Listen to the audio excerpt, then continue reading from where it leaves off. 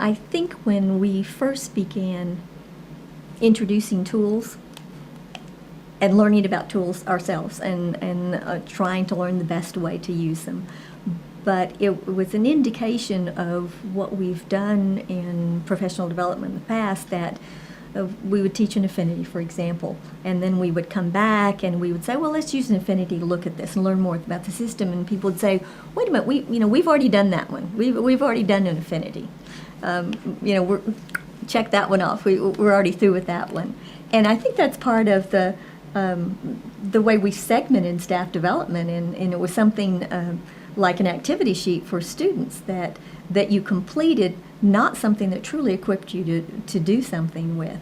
So I think getting over that hurdle of truly their tools has helped us embed those as part of the culture.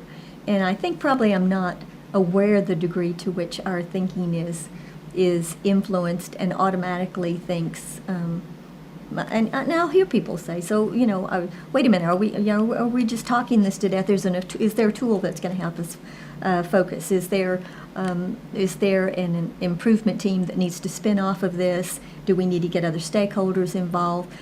So I think it's the early successes that we saw through using PDSA that allowed it to become part of the culture.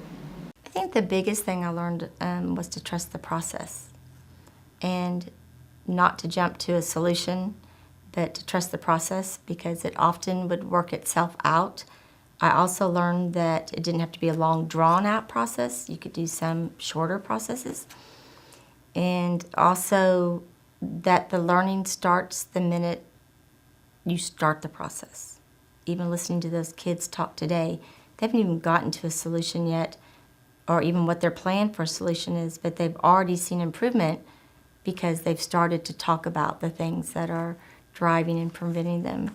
So even getting started, change starts to happen and occur, and that normally has people commit to staying committed to the process, but to trust the process and to let it play itself out, and not just jump to the conclusions, because I think then you spend your time in the right places.